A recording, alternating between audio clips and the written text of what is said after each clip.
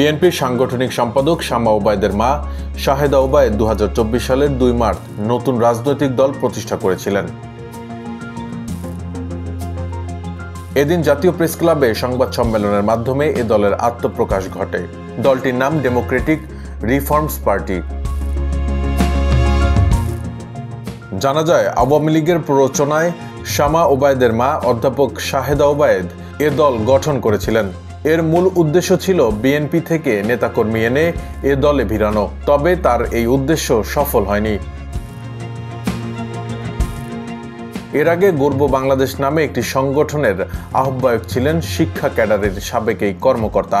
2019 সালে বিএনপির সমালোচনার মাধ্যমে সংগঠনটি আলোচনায় আসে।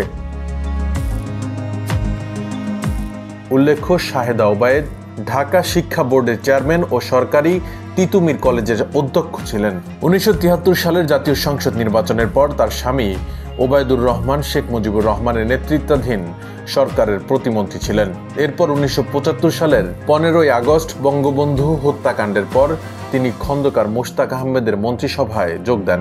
পরে তিনি বিএনপিতে যোগ দেন ও দলটির মহাসচিব হন।